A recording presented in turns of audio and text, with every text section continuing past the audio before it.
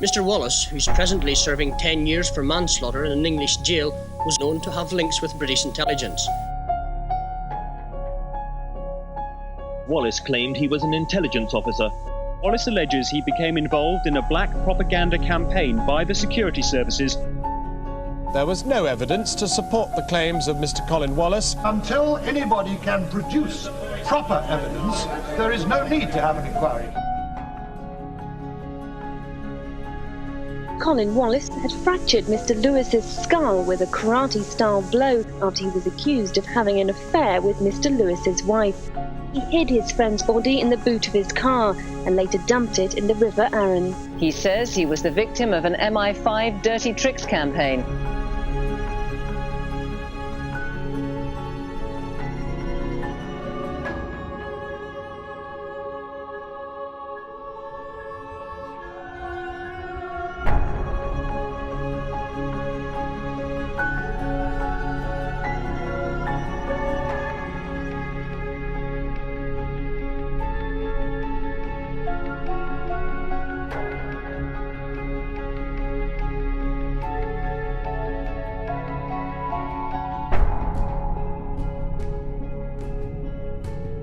The IRD, as a Foreign Office department, had to justify their position in Northern Ireland. And they justified it by emphasising the international links of the IRA by saying this is to do with Ireland, this is to do with the communists. And oddly, this is to do with the Vatican City as well, playing up the Catholic angle. The IRD tended to work through newspapers. They would draft articles in London and then distribute them through friendly journalists who slip into foreign newspapers. They worked with publishing houses where they would write some book about communism, and then it would be distributed or published through a private commercial company. Hugh Mooney of the IRD was sent as an advisor to information policy. Northern Ireland was the most surveyed country in the world. Every citizen probably had a file. Every household was under surveillance, down to minute things like extra pint of milk. Just bought a new TV, where's the money come from that? Colin Wallace, a 27-year-old Army press officer, was asked to assist the Psychological Warfare Unit. Because I grew up in Northern Ireland, because I knew a lot of the background, I was then asked to explain some of the significance in terms of emblems, in terms of labels, and so on and so forth. I was really bringing into the PSYOPs team the Irish dimension, as it were, in terms of history, emotion, symbols, sounds. Maurice Tugwell, the head of the Army Psychological Warfare School, and a veteran of Britain's colonial counterinsurgency campaigns, commanded the PSYOPs unit. Maurice Tugwell believed that all information agencies in Northern Ireland should speak with one voice. Any organisation critical of British policy was an IRA front. Information policy, PSYOPs, was a highly sensitive activity, and it really needed some form of cover that gave its officers access to the public and the press. Information policy was in the same building, on the same corridor as the press office.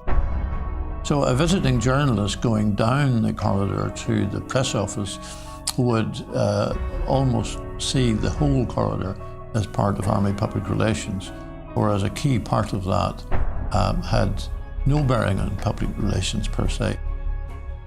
On the 9th of August 1971, the British government approved the internment of dissidents without trial. Many of those imprisoned were not terrorists, but civil rights activists and Irish nationalists. The perception at that stage was a bad one globally. And of course, the IRA were very good from a PSYOPs point of view. They used that to make Britain look bad. Reports of torture surfaced in the Irish press. Where there were allegations of brutality, the Information Policy Unit planted with selected journalists the fact that the techniques used by the security forces in questioning detainees were actually less demanding than the techniques we used on our own soldiers when we were teaching them how to avoid or deal with interrogation if they were captured by the enemy. Stories of torture and arbitrary imprisonment without trial fanned feelings of historical injustice, and with that, the popularity of the IRA increased. The violence from all sides escalated. In 1972, 479 people were killed and almost 5,000 injured. Each day, the psychological operations team would look at the violence of the past 24 hours. Some activities would require a quick response. We needed to do something that day. But sometimes there were themes developing that, for example, some type of terrorist activity was creating a problem, and therefore we would have to take a more strategic look at that. A theme was a broad issue that information policy identified as a concern. Major themes included community support for paramilitary organizations who were portrayed as organized criminal groups that intimidated and exploited local communities. Information policy attempted to spread uncertainty and conflict in target groups. The international perception of the conflict was another major theme. Themes were used to color events with a message that supported information policy's long-term PSYOPs campaigns. When journalists visited or phoned the Army press office, they would be passed through to Colin Wallace and his colleagues. We then, from a PSYOPs point of view, either had an agreed position which we would take on this, feeding in the various themes that we wanted to put across, or in certain cases, we had a number of journalists who were much more pro the role of the armed forces in Northern Ireland, and we would then call them direct and explain the background that we wanted to put across. The propaganda was deliberately designed to create conflict, to disorientate the IRA, to unnerve them, and to separate them from the community whose support they needed in order to remain a viable organisation. We discovered at one stage they were using nitrobenzene to mix with fertilizer to make their bombs more effective. We discovered that nitrobenzene had a carcinogenic quality, and therefore there was a real danger that people mixing these explosives, unless they were protected properly, were likely to develop cancer at a later stage. This was a scientific fact, but exactly how much exposure, etc., we had no idea.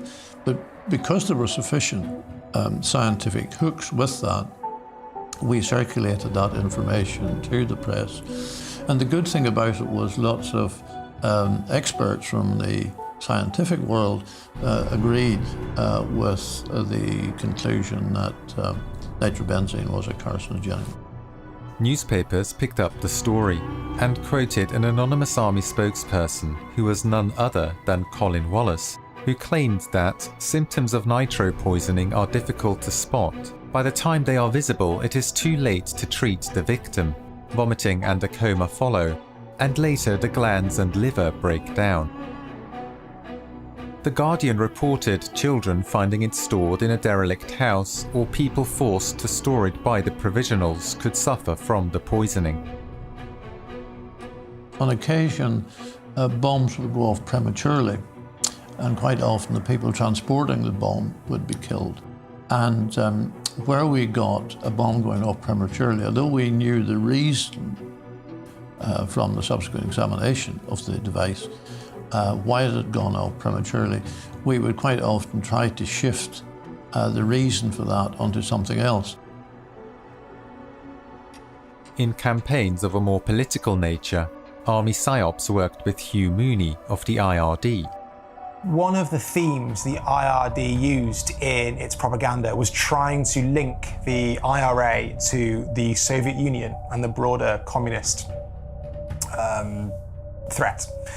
And so one of their plans involved telling journalists or leaking a story that Soviet submarines were dropping subversives who had been trained by the KGB off the coast of Ireland. IRD acquired at one stage some photographs that the Royal Air Force had taken of a Soviet submarine off the coast of Scotland. A dossier was then built up by IRD, creating a credible story that this submarine, which then had moved off the coast of Donegal rather than Scotland, from the story point of view, that this was clear evidence that the Soviets were directly involved in the violence in Northern Ireland. So IRD set up a meeting with the News of the World in London. We took across photographs, various other documents and material to substantiate the story. This was given to the News of the World, who ran as a front page lead. It was a huge story, and it got wide circulation again around the world. Hugh Mooney identified himself to the journalist as a member of the Foreign Office. The Foreign Office was a cover for the activities of IRD, and therefore he was listed as a senior member of the Foreign Office, and that's how they knew that he was a genuine official.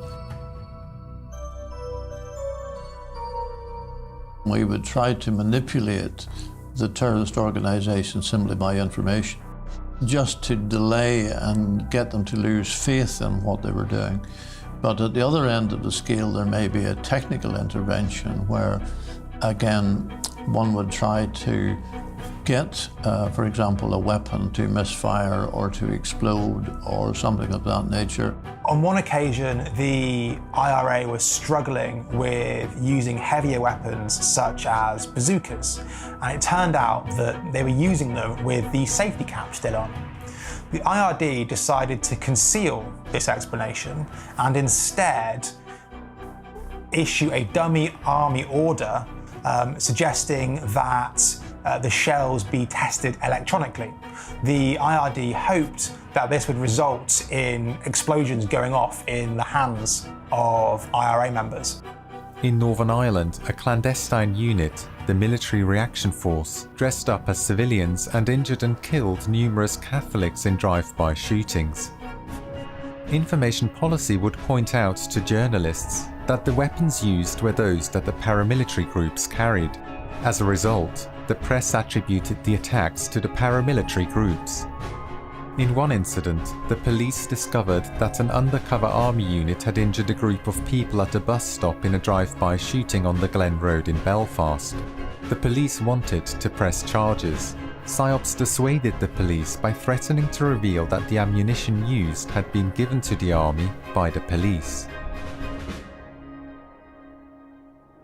Information policy established close relationships with journalists and their publications. The whole thing is about knowing the target audience, but also knowing the journalist as well. Sometimes, the relationship was very good, and it was almost at a humorous level. And journalists might ring me up and say, "Look, I'm quoting you as saying this," and I would say, "But I didn't say that." And they say, "I know, but we knew you would say that." And it was at that level, unless that quote was really way off mark, I would be quite happy with that. 99% of the work I was doing was unattributable. And then you also have off-the-record information which, a journalist would know but couldn't actually report on. So literally that would just be built into their story without any reference to where it came from. Professional journalists are very good because they realised that if they didn't actually stick by what is a journalistic agreement after all, then probably we would not cooperate with them in the same way in the future. How important is it for PSYOPs to be believable? The press have quite often said that PSYOPs was largely about propaganda and using disinformation. But in the vast majority of cases, we were working on real intelligence. See, real intelligence is much more powerful because when the terrorists check out their own sources, it has to be credible. They have to be able to stand it up. If they can show it's false, then of course it's a waste of time and it really doesn't go anywhere. So most of the material that we used, most effective stuff, was genuine intelligence and had to be credible not just from a journalist point of view, but it had to also be credible from a terrorist point of view.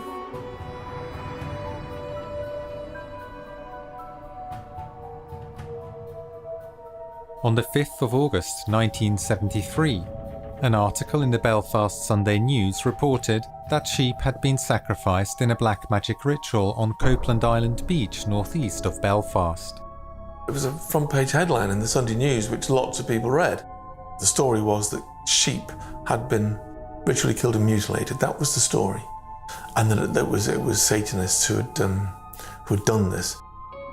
As a would-be anthropologist and undergraduate at the time, it tweaked my interests, and I began to pay attention as other news stories appeared in other local papers. The more I looked, the more I found, and I began to be really surprised at the degree to which this had been a local newspaper story in Northern Ireland. From August 1973, stories of witchcraft and black magic began to surface in many local newspapers.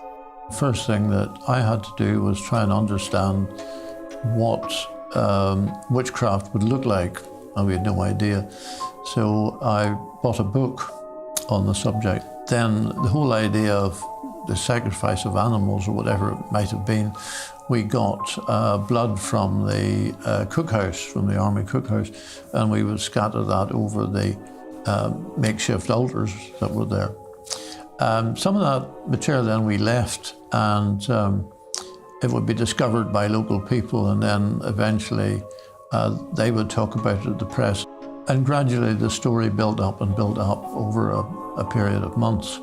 This was a way of really getting the interest of the press, getting rumours going around, and therefore doing the things that we really wanted to happen. The ritual sites were often located in old graveyards and abandoned properties. You have to remember that this was a time in Northern Ireland when all kinds of unusual things were happening. Assassinations were a very regular thing, and some of them were particularly bloody and brutal. Torture, mutilation, using knives and blades and things like that. People were talking about ritual murders and all kinds of things. So all of a sudden, all of the moral certainties no longer seem to be quite just as certain. Information policy sent fake readers' letters to the local press to help fan the rumours. Quite often, on different subjects, we would write to local newspapers drawing attention to something or criticising something, and then the newspaper would publish that. And it would usually be about a local issue, and it was very much done at local level. But then we would pick up the publication of those letters, and we would then circulate those letters more to the national press to reflect what would be portrayed as local views. Don't forget that we're not just influencing the press. The press is only one way of influencing the public. We had to be able to influence all sorts of other people who were, communicating with the public. And the churches then, in the 70s, had much more influence, of course, than they have today. And therefore, this involvement of witchcraft was quite important. The key thing we wanted the clergy to do, I think, was just to try and go back to reject all types of violence and questionable behaviour, and whether that was drugs or witchcraft or terrorism. It was to say that these activities really have no place in the society that we were trying to create. And because at that stage people's world was dominated by the fear of terrorism, we were directly linking a lot of these things together. It was important to look at evil, bad and terrorism all within one package. They were particularly interested in getting at the Protestant population and getting them to believe in this stuff. They were trying to scare the bejesus out of the local population and to attach that fright to the terrible things that were going on, ergo the paramilitaries. That's, I think, what the core job of what they were doing was. They were trying to discredit the paramilitaries. They were trying to associate them with bad things, drug dealing, dodgy financial dealings, etc., etc. We were just saying, look, the fact that the community has now sort of dissolved into this violence, which is becoming more and more sadistic in terms of sectarian assassinations, you know, where do you draw a halt as a community? I think it helped to bring home to people that there was something going on in their community that really was not good for them as a whole. That is a strange way of thinking, because, you know, you are part of the army and the idea is that you are fighting a war.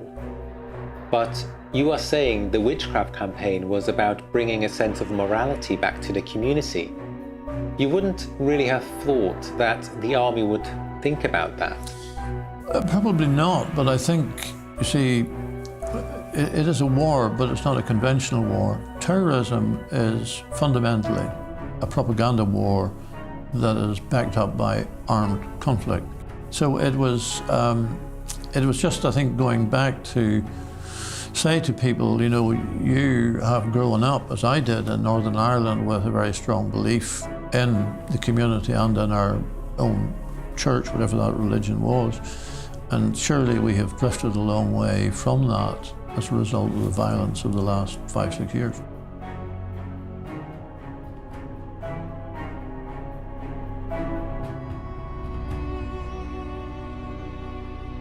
On the 8th of September 1973, the burnt and mutilated body of 10-year-old Brian McDermott was discovered by the River Lagan in Belfast.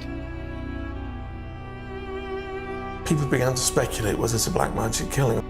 And it certainly contributed towards one of the threads in the rumours and fears that autumn, which was that Satanists were looking for children to abduct. Newspapers reported rumours that a boy or girl under 7 would be sacrificed. The police actually issued statements saying they believed that the murder may have involved witchcraft.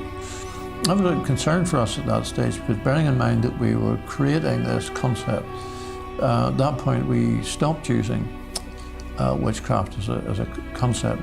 But that was in September. And according to Richard Jenkins, the witchcraft scare continued all the way to the beginning of 1974. I think that's right, and one of the points we were making is that when you create a story, it gathers momentum over a period of time. And I think although we stopped doing things, there were lots of other stories and rumours going around. And there may also have been people, you know, creating these things for fun, really, to do that. But we certainly stopped after Brian McDermott's death. There's no doubt about that, I'm absolutely clear. But it may well be that the aftermath of that was still going on for a period of some time, even to the beginning of the following year.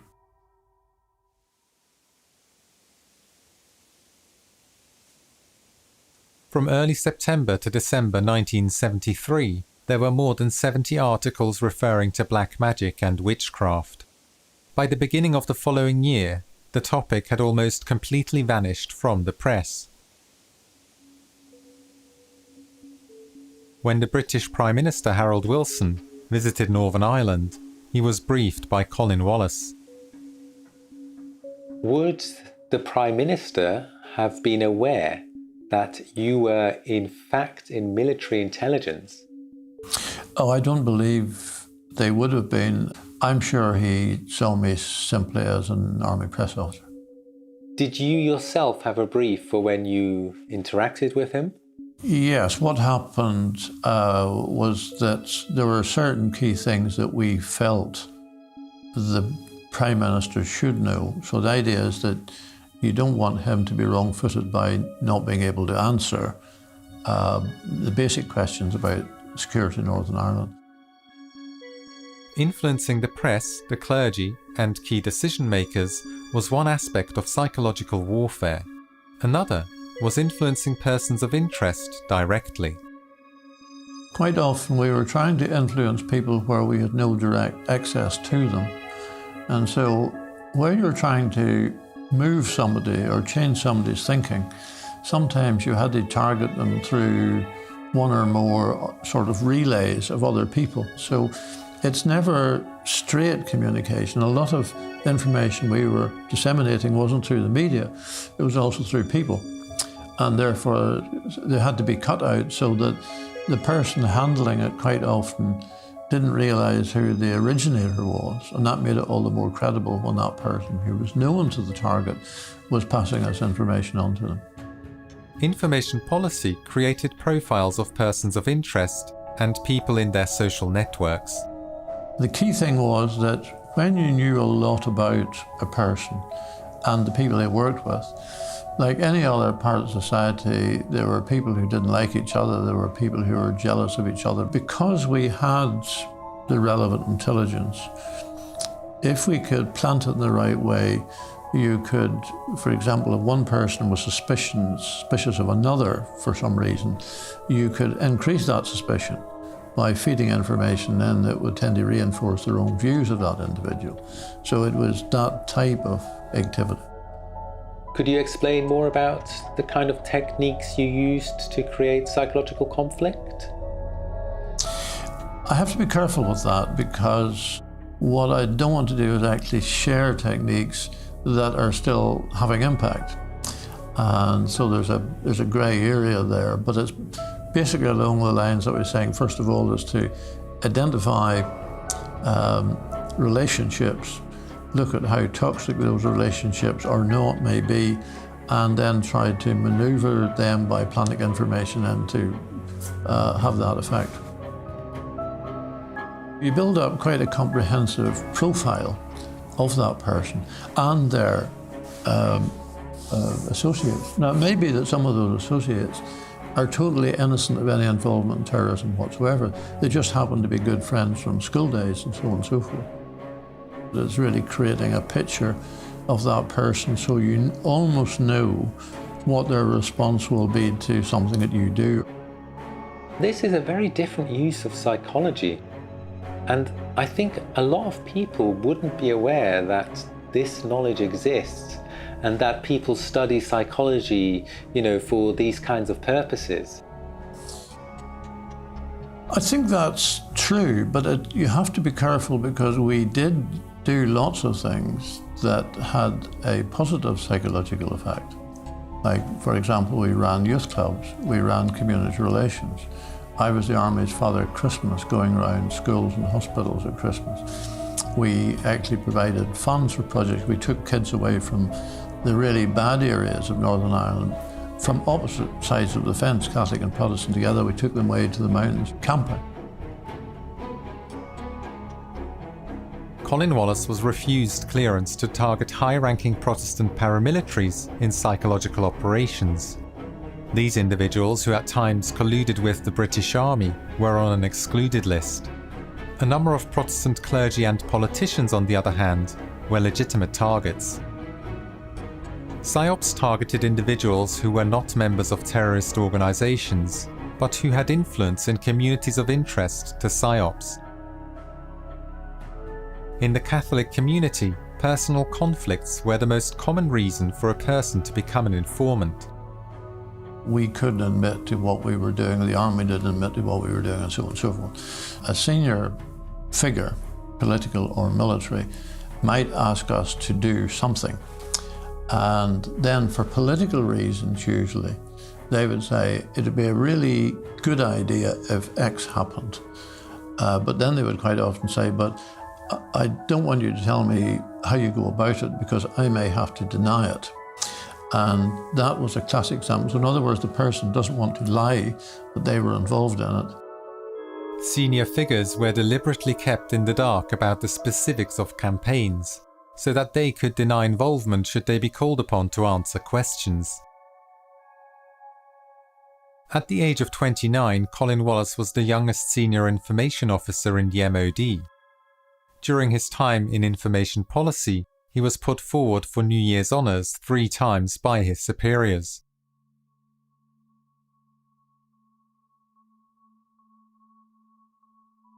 In 1973, the IRD was withdrawn from Northern Ireland, The IRD focused on framing conflicts both at home and abroad as part of a clash of ideologies between communism and the West. Army intelligence saw the IRD as involved in political propaganda of limited relevance to their anti-terror and counterinsurgency campaign.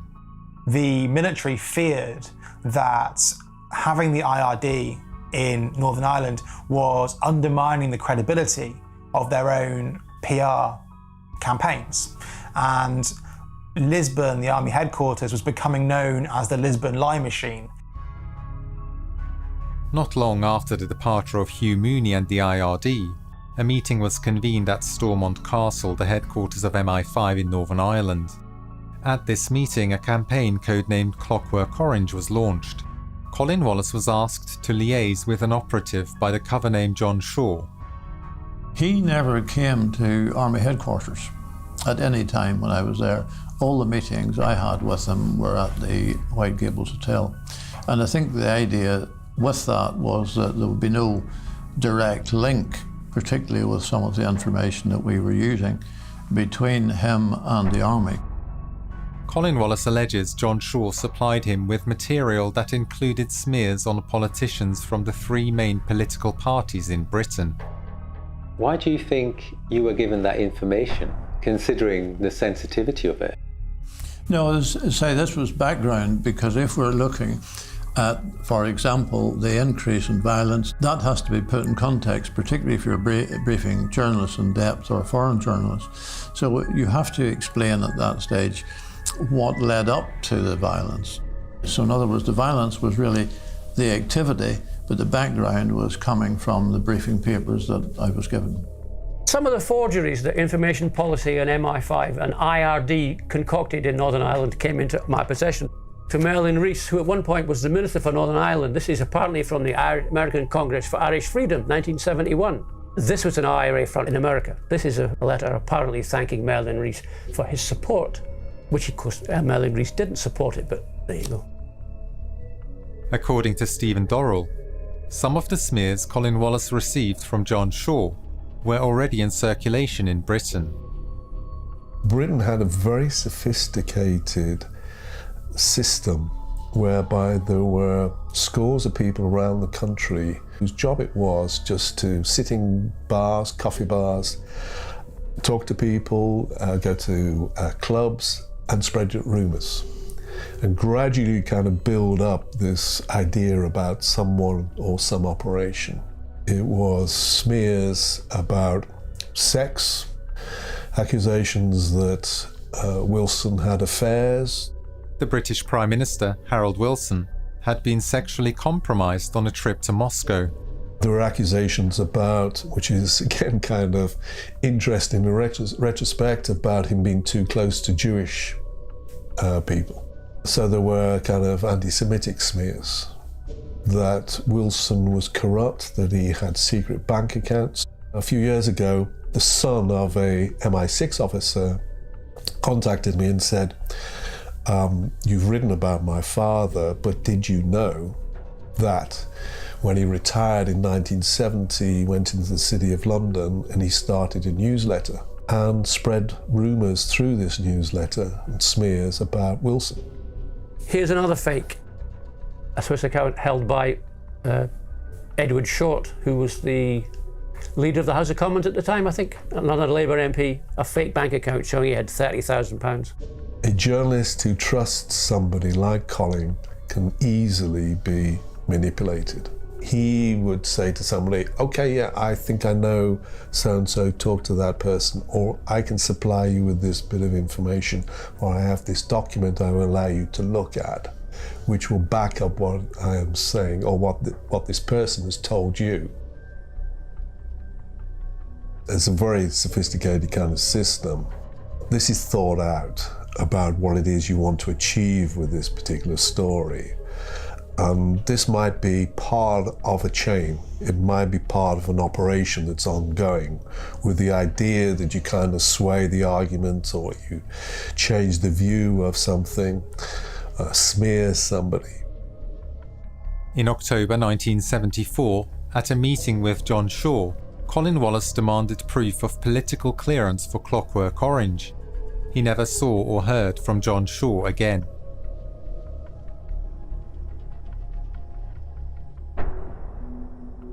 Colin Wallace turned his attention to undermining the Republican support network in the US and Ireland. He created a dossier that linked fundraisers and businessmen supportive of Republicans to weapons smuggling.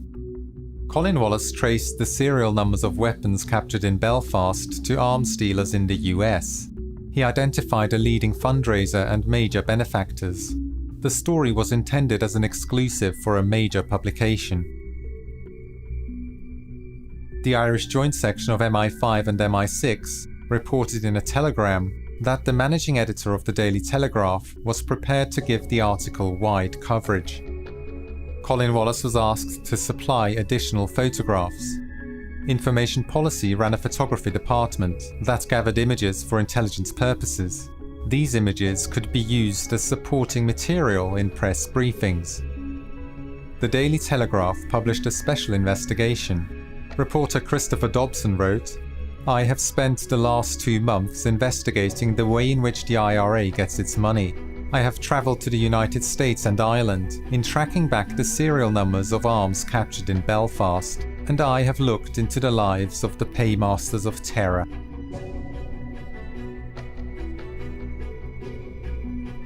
The press helped Information Policy to target individuals and organisations to which PSYOPs had no direct access due to their geographic location. The article provided no evidence of the funding or smuggling of arms. However, the reader was left with the distinct impression that the individuals and organisation highlighted were responsible.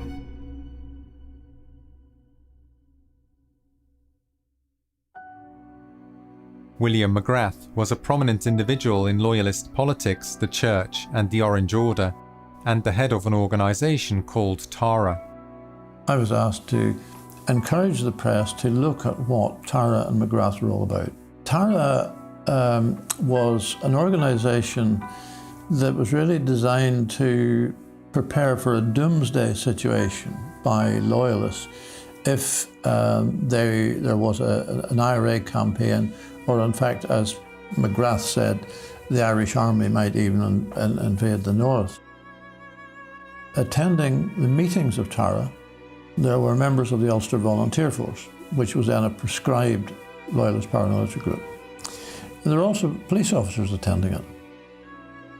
In 1973, McGrath issued a proclamation. It was designed to make the Roman Catholic Church illegal.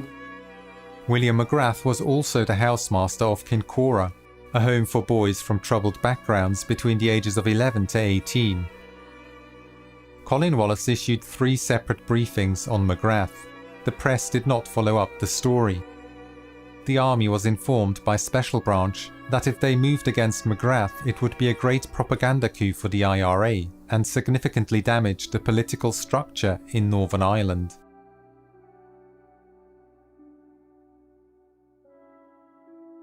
In December 1974, Colin Wallace was summoned to the Ministry of Defence in London.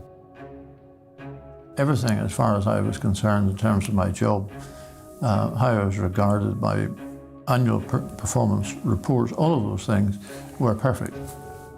And so I was a bit surprised to be told then by the senior MOD official who saw me that because my life was in danger, I had to be moved out of the province. A farewell party was organised. A prominent cartoonist recorded Colin Wallace's departure. I moved to my new post, and a day after that, a police officer from Northern Ireland arrived with a special branch officer and said that they were investigating the fact that I had given a restricted document to a journalist. For the past 6 years, I'd been supplying, as part of my job description, highly sensitive information to journalists from different countries around the world. Unbeknown to Colin Wallace, MI5 had made an assessment that he was disgruntled and a security risk. The disciplinary hearing that followed concluded that Colin Wallace should be dismissed, but that he could keep his pension if he resigned voluntarily. Peter Broderick, a colleague of Colin Wallace's in Army Public Relations, tried to support him, and was informed that Colin Wallace was a member of a terrorist organisation. Peter Broderick was then transferred out of the Ministry of Defence.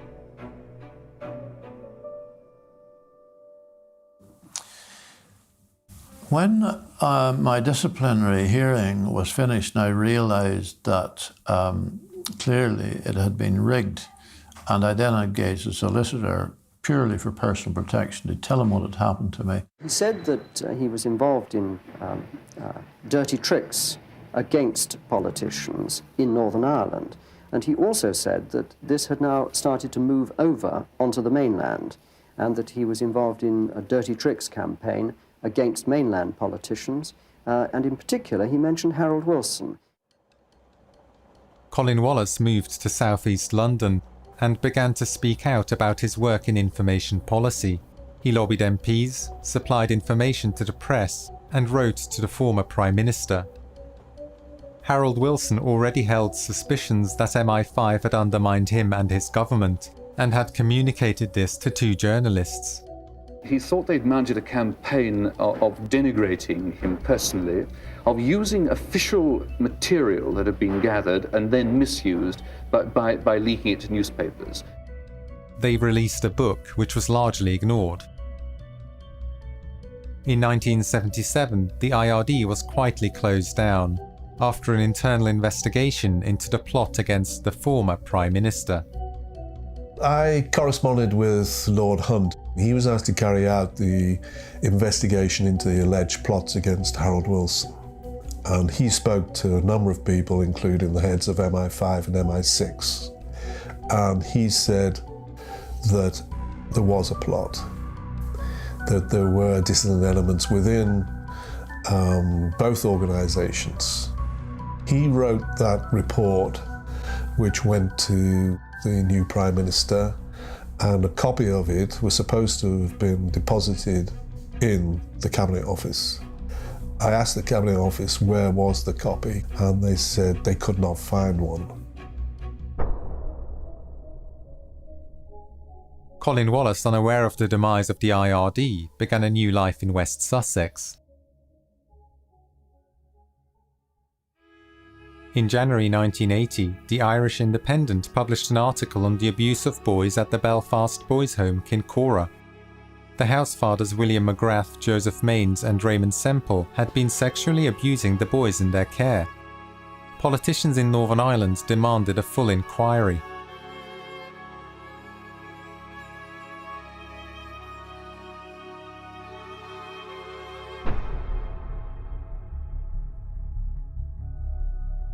The body, which was found last Friday in the river, had head injuries. And this is a matter for the pathologist who is making his examination to find out whether in fact the person died as a result of drowning or as a result of the head injuries. Colin Wallace had fractured Mr. Lewis's skull with a karate-style blow during a meeting at his house after he was accused of having an affair with Mr. Lewis's wife. He hid his friend's body in the boot of his car and later dumped it in the River Arun. Colin Wallace was charged with the murder. The prosecution alleged he was infatuated with Jane Lewis, the deceased's wife. He was found guilty of manslaughter and sentenced to 10 years on the 20th of March 1981.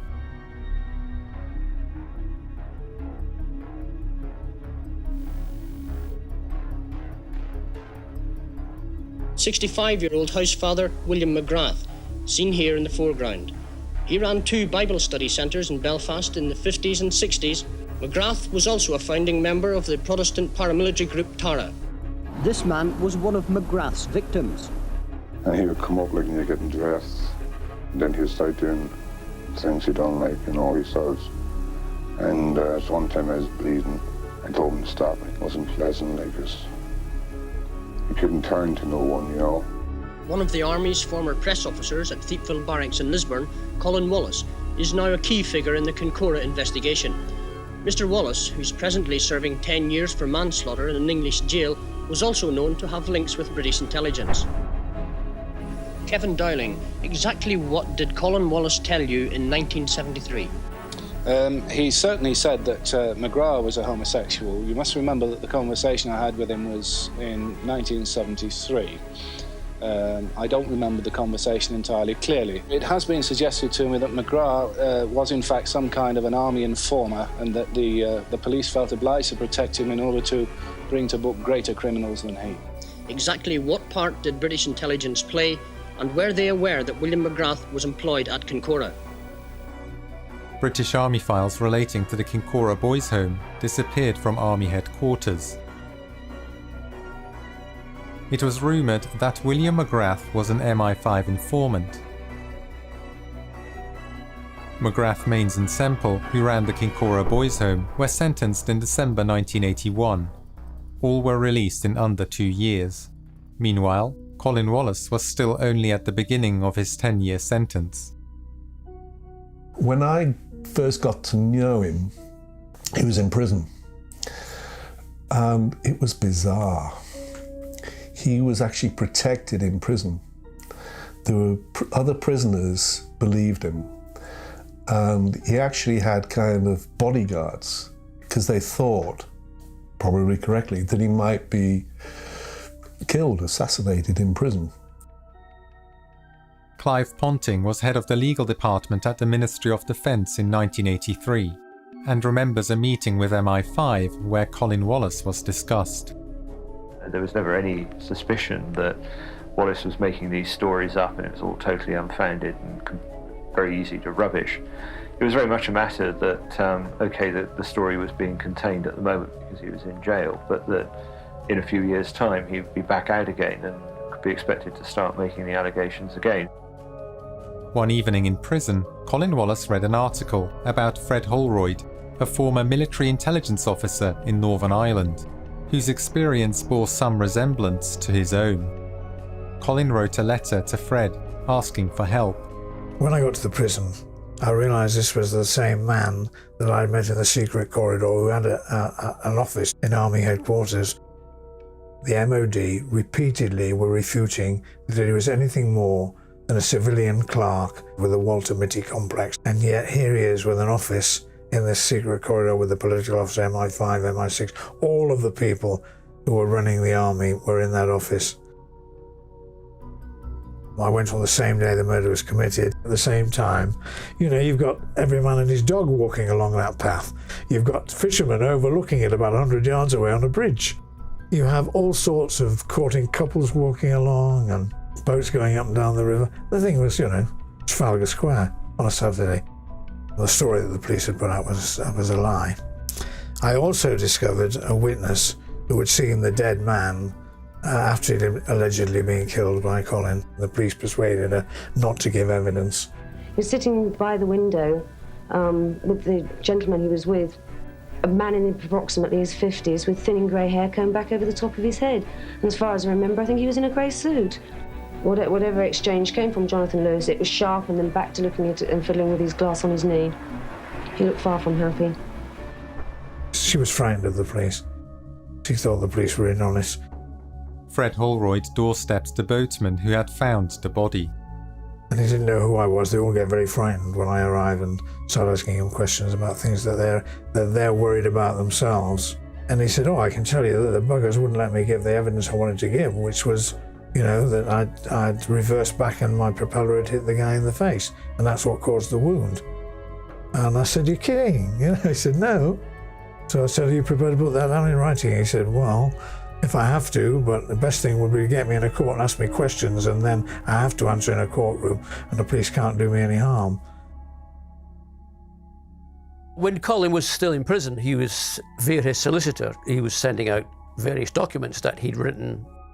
I was unemployed, and in those days in Hull, in Mrs. Thatcher's Britain, in a place like Hull with unemployment at 10%, if you had something to do, and I did, the people on the dole would ignore you for years. So I carried on doing this journalism stuff. Lobster, an obscure magazine made on a photocopier with a circulation of 150, co-founded and co-edited by Ramsey and Dorrell, may at the time have been the only publication in Britain to take Colin Wallace's allegations seriously. I wrote this, which was 50 pages, an attempt to explain Colin's story. We printed quite a lot of these, about 1,000 copies, I think. And we went to London and had a press conference. So two hicks from the States turn up carrying this complicated, this big document and say, here's a big story. The media were not impressed at all. Virtually no response to it. In January 1987, Colin Wallace was released from prison. A journalist called Julian O'Halloran went to Lewis Prison, actually filmed Colin Wallace as he stepped out of the prison gate and interviewed him. And it was going to be broadcast on Newsnight. I was actually watching Newsnight when there was a great kerfuffle in the studio. Something had happened and bits of paper were being looked at and headphones were being checked. And what had happened was the Wallace segment had been yanked at the last minute by a man called Alan Prothero, who at that point was deputy director of the BBC. Prothero was a part-time army officer in the Territorial Army, and his speciality was media-military relations.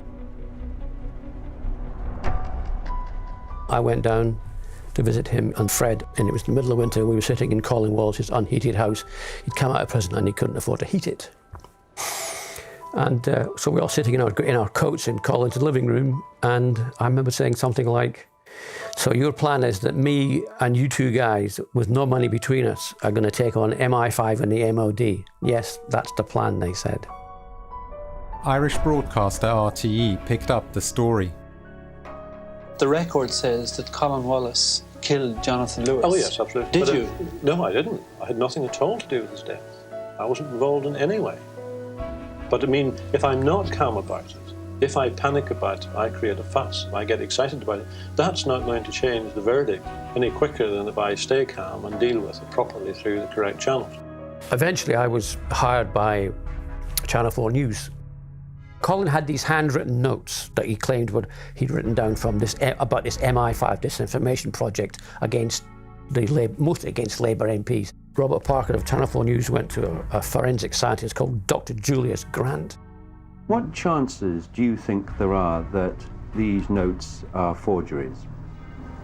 Well, from what I've already said, the chances that they're forgeries seem to be rather remote. And thus these documents were in fact written probably when Wallace said they were written. While we were working together on bits and pieces about Wallace, another journalist in ITN, who was one of their crime correspondents, began feeding information he was getting from the MOD, the Ministry of Defence, denigrating Wallace. We were also getting similar stuff from Professor Paul Wilkinson, a terrorism expert, again denigrating Wallace and saying he's a fantasist and a liar. Investigative journalist Paul Foote wrote a book about Colin Wallace. Wallace began to appear in the British media more frequently, including on popular ITV weekly debate show Central Weekend Live. If you take the case of Mr. Wallace here, as everybody else who's ever convicted of any crime, poor Mr. Wallace was framed. I don't believe he was framed. The point that he made. Any responsible journalist in Northern Ireland in the early 70s knew what Colin Wallace was up to. There was this gung-ho character who was running around at dead of night, shoving envelopes full of documents into the letter boxes of journalists. And you'd say, there's Colin's at it again. I, for one, I was probably the first person in the CIA who got into this dirty tricks business. It wasn't as dirty as a lot of people think. Yeah, because a lot of people find it very objectionable. But it wasn't just a minute. It's to blacken someone's a hell of a lot better than killing him. In World War II, we killed people. And then now, when we got into business, well, we were simply playing dirty tricks to prevent having World War III. You're the man that sparked all this off. I did not join the security forces to discredit the Labour Party, the Conservative Party, the Liberal Party. And because I was deflected from my main job into doing political disinformation, I was not actually doing the job I joined to do. Good evening. A civil servant sacked after making allegations about an MI5 dirty tricks campaign has been awarded £30,000 compensation by the government. Elkert QC was asked to conduct an inquiry. In his report, he reveals that Ministry of Defence officials contacted Mr. Wallace's disciplinary hearing beforehand, thus influencing the outcome. The Defence Secretary, Tom King, asked Mr. Calcutt not to write a full report. Labour's Northern Ireland Secretary between 1974 and 76 said he had been the victim of a dirty tricks campaign. Who instructed Mr. Wallace to do the job that he and others did? That's what we've got to know. We want to be sure that this sort of thing never happens again. I feel very strongly about it. Mrs. Thatcher, having insisted there was no evidence to back such claims, was forced to admit in the Commons that she'd been misled. This followed the discovery of documents in the Ministry of Defence which related to a propaganda campaign codenamed Clockwork Orange. He's calling for the government to launch a full inquiry. Injustice to me is really a minor matter. The much more important matters are the allegations that there was an attempt to influence the general elections in 1974 and indeed the assaults on the children from Cora during the 70s. My aspect of the story really is only a minor one by comparison. The government specifically ruled out the reopening of the investigation into the alleged cover-up of the homosexual abuse of boys at the Kincora home in Belfast. Information about homosexual behaviour at the Kincora boys' home was used to blackmail prominent figures in Northern Ireland. After I left Northern Ireland, another intelligence officer who came in called Brian Gemmell, he was told about the allegations surrounding the abuses at Kincora. He wrote a report about them. He submitted that report to a senior MI5 officer, Ian Cameron, who then told him to stop investigating. You know, on the phone we got phone calls of generals said, yes, I knew all about Kincora, I was told, and I took it to MI5 and they said it was none of my business and I left it to them, it was their business. And all this sort of stuff, and you know, the realisation, like me, the light is dawning, that we are not who we say we are. Journalist David Lay tracked down Dennis Payne, the former head of MI5 in Northern Ireland, to a sleepy village in the countryside and confronted him with the Clockwork Orange allegations. I'm under an obligation to say absolutely nothing. I can't say anything at all. I mean, you collect all the information. I can't believe anyone is in the slightest bit interested in it, but I've nothing to add. In 1996, Colin Wallace appealed his conviction for manslaughter. Today, 15 years after he was jailed for manslaughter, Colin Wallace from West Sussex cleared his name. He served 6 years in the 1980s after being found guilty of killing an antiques dealer near his home in West Sussex. During the appeal hearing, the Home Office pathologist admitted that a Secret Service agent had suggested to him that the injury was caused by a karate chop to the head and not from the propeller of a boat. The hearing of the Court of Appeal focused largely on new medical evidence about the injury Jonathan Lewis received. Jonathan Lewis was most probably attacked at the riverbank and not at his house. And he said there was no evidence that his body had ever been in Colin Wallace's car. He says he was the victim of an MI5 dirty tricks campaign. Now Mr. Wallace is demanding a full investigation into his claims. Even after Colin Wallace received compensation, his troubles with MI5 were not over. When I was working at BAA, MI5 contacted the head of security there, and then I was made redundant after that. Now, I can't say MI5 was responsible, but again, why were they still meddling in my case after all of those years? The media reported Colin Wallace's appeal and aired his allegations. But they did not ask themselves what role they themselves had played in spreading fake news and what lessons they could learn for their reporting in future. Colin Wallace repeatedly called for a full investigation into his claims. But there was to be no full investigation, only an ever longer list of inquiries and legal disputes spanning decades, as the allegations faded from public view. We now look at probably 5 inquiries that all failed totally to do what Parliament assured the public that it would do. Still to this day, Colin is a problem. That there are major efforts to restrict what he says. Kincora is a prime example. The boys' home where it is alleged intelligence people were involved, recruiting people, used people, etc. The inquiries into that have been incredibly restricted. And Colin, on one hand, would be told, yes, come and tell us your story, tell us everything. Then when it gets nearer, you get a document from the minister that says, I'm sorry, he can talk about that area, but no way he's going to talk about that. Or MI5, he cannot talk about this area because that gets him into official secrets area. So even to this day, 40 years on, they are still trying to shut him up. The whole system, you see, is unaccountable and it's insidious. It's easy for the MI5 to just say, no, we don't do it, because nobody can prove whether they did or they don't. Today, the role the military and intelligence services can play in manufacturing and manipulating the news is considered a conspiracy. Despite extensive press coverage of Colin Wallace's allegations, not a single person in a position of authority has been held to account. When Hugh Mooney of the IRD was asked under oath at a public inquiry about his PSYOPs work, he lied and claimed he was never involved in PSYOPs, despite overwhelming evidence to the contrary.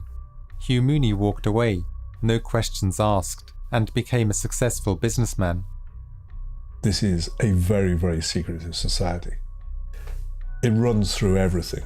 Secrecy is the British disease. It's not anything else, it's secrecy. If you believe in the democratic process, there has to be oversight. And at the moment, we don't have oversight. Because vetting is an important issue for politicians who are looking for ministerial appointments, and service people or police officers moving into the higher level, you must have access to classified information. If MI5 don't agree to you having that clearance, if they take that clearance away from you, then your career is doomed. So you never know about it. It's an invisible threat that's hanging over people all the time. And therefore the danger is that MI5 has almost an invisible degree of influence that really is way outside what it should be. And it's therefore virtually impossible to challenge MI5 on some of the decisions they make. Politicians are careerists, most of them. They want to go up the ladder, become ministers. And if you start criticising or investigating the army or the intelligence services, this will not do your career any good whatsoever. And this is also true for journalists, not a good career path. This is sticky stuff. People are saying, well, why are you fighting with the army and the MOD? Surely you're part of that. I'm only fighting with the MOD because I was given no choice. Because the MOD didn't even talk to me. If I hadn't fought when I did, I would probably still have a conviction, and I still wouldn't have got the admissions out of the government that we've now got. People realise that the full truth hasn't come out. And although authorities think they may have been clever and been able to dodge around the issue, the public have a totally different view. People are pretty aware of when things are not actually truthful. And they know at the moment they haven't had the full truth about what has happened in Northern Ireland. So could you share some of the areas of the Troubles that are still closed? I can't say precisely because that would put me in jeopardy. And it would put Colin in deep jeopardy. But there are certain areas of the Troubles which haven't simply not been talked about at all. You know, there are things about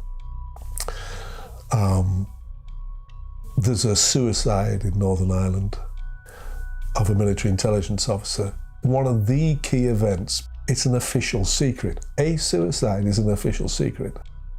And so far, no one has written about it.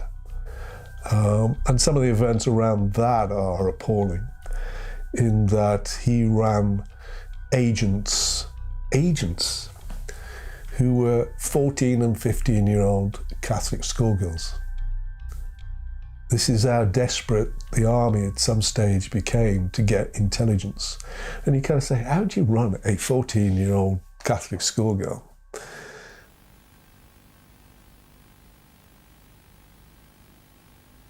In the story of Colin Wallace, the press helps direct the present by spreading fake news, and the media helps digest the past by creating a discussion about the past. The role of departments of the state in creating and shaping reality is not acknowledged. And even after the media has become aware of this, it does not inform the public of the implications of that omission. Power is not held to account. No key decision makers are held to account, and they and their organisations make no admission of wrongdoing. the files that would serve as proof of their actions either destroyed or hidden. In this story, the press serves as a complex mechanism that helps to reinforce and legitimize power. Allegations of wrongdoing and injustice become lost in inquiries and legal disputes that drag on to this day and that most people no longer understand or believe. We are told that a free press will hold power to account. But what of those individuals and institutions that will never be held to account, and have never been held to account? Should the press include that truth in its reporting? Or are some truths destined to be nothing more than versions of fake news?